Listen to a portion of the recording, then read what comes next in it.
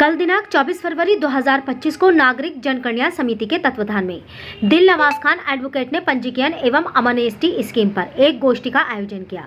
गोष्ठी में जीएसटी विभाग से RN Tripathi deputy commissioner, Anoop Pandey deputy commissioner, Ranjeet Kumar deputy commissioner, Vineet Kumar Singh deputy commissioner, Sapna Gupta deputy commissioner, पूर्व सांसद डॉक्टर ST हसन, नायाब शहर इमाम मुफ्ती फहद अली, तनवीर बारी, शमसी एक्सपोर्टर, फिरोज खान अध्यक्ष आदि अन्य लोग मौजूद रहे, जिसमें सभी वक्ताओं ने जीएसटी में आ रही परेशानियों को एक एक कर अधिकारियों के सामने रखा, जिसका जवाब RN त्रिपाठी डिप्टी कमिश्नर और सपना गुप्ता डिप्टी कमिश्नर द्वारा दिया गया।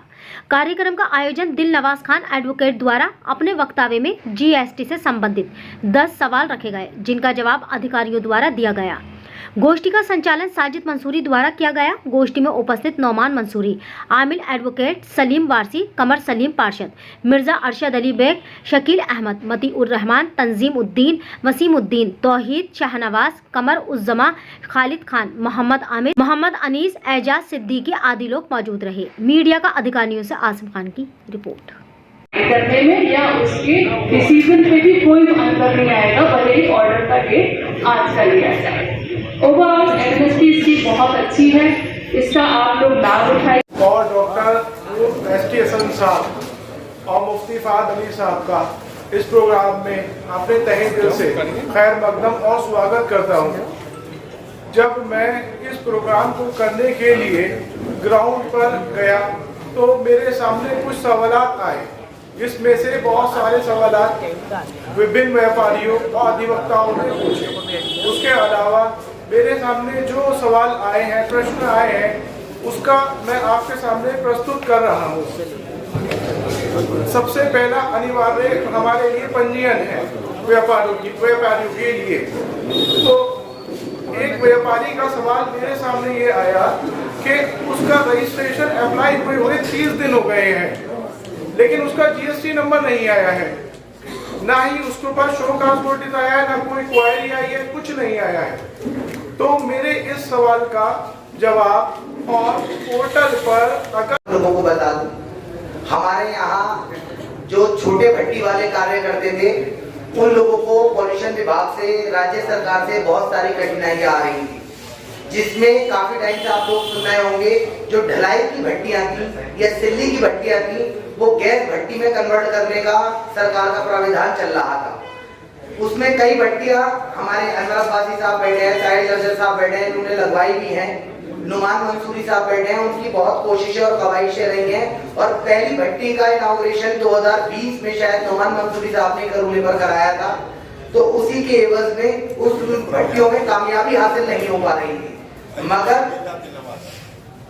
मगर अब उस भट्टियों में प्रदेश सरकार के माध्यम से काफी हद तक कामयाबी और एसोसिएशंस के माध्यम से कर ली गई है।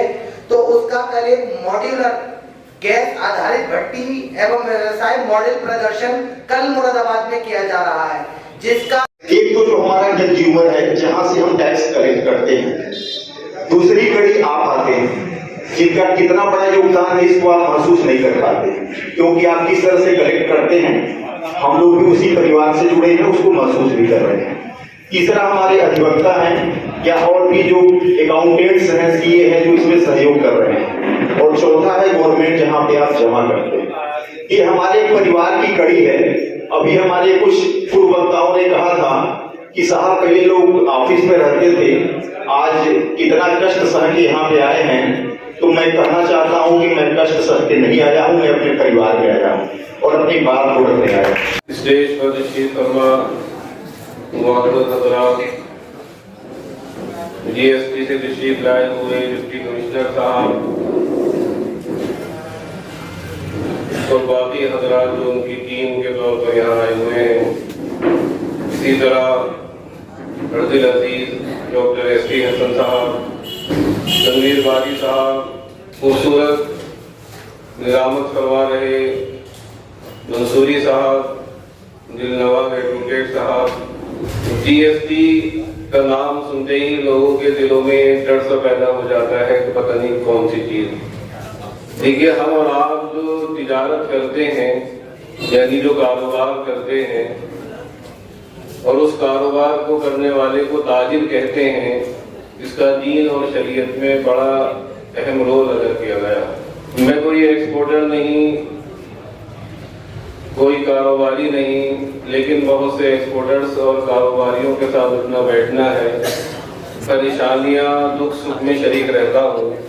इसी सिलसिले में क्योंकि एक मजहबी आदमी हूँ, मजहब की बात से बात को शुरू करता हूँ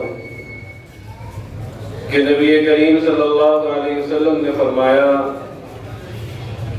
कि जो ताजिर अमानतदारी और सच्चाई के साथ कारोबार करेगा तो उसका हश्र अंबिया, सिद्दीकीन और शुहदा के साथ। मैं माफी चाहता हूँ अपने अधिकारियों से कि हमने शुरू से ही जीएसटी का विरोध करा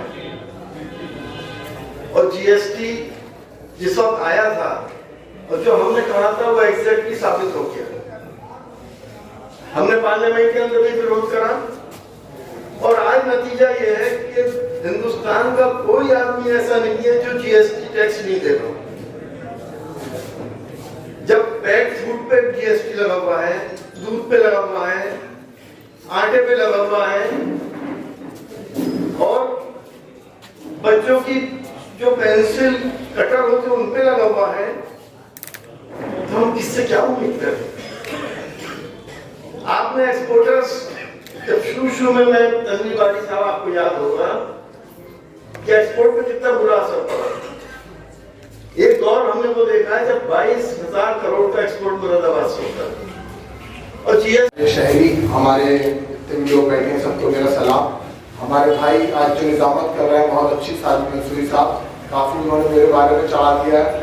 अब मैं बोलने के लिए अल्फाज ढूंढ रहा हूँ कि मुझे क्या बोलना चाहिए।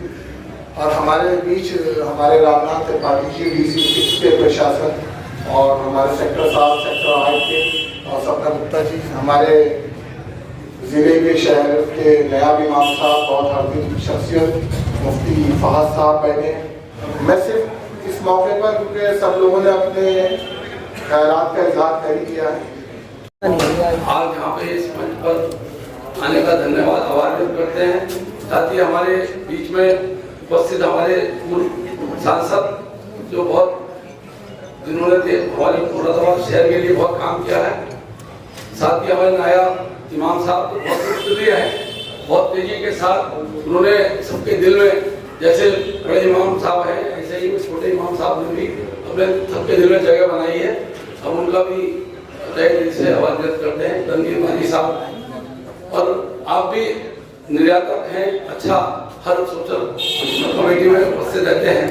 हमारे शबीर साहब जितने हमारे साथ में उपस्थित हैं लोग, हमारे नुमान मंसूरी जो नए नए आयाम लड़ रहे हैं रोज, विपिन गुप्ता जी आप मीडिया प्रभारी भी हैं भाजपा के और नगर विधायक जी के भाई भी हैं और बहुत सारे कामों में लगे रहते हैं। और साजिद मंसूरी साहब के क्या कहने हैं, इनकी तो आवाज बड़ी सुंदर है। बहुत आयोजन किया गया है, इसका उद्देश्य क्या रहा, मैसेज देना क्या रहा, क्या? देखिए, ये एक जागरूकता अभियान था। अभी केंद्र सरकार और राज्य सरकार ने जो जीएसटी लागू की थी सन 2017 में, तो सन 2017 से 18, 18 से 19, 19 से 20 के जो केसेस हैं, जो जीएसटी डिपार्टमेंट के कारोबारियों के हर साल केस होते हैं, उसमें किसी के ऊपर मूलधन 50,000 रुपये बना था, तो उस पर जीएसटी की वजह से एक्स्ट्राऑर्डिनरी ब्याज लग गया था, जो 10 साल व्यतीत होने के बाद 50,000 का मूलधन 4.5 लाख रुपए में जाकर के खड़ा हो गया था।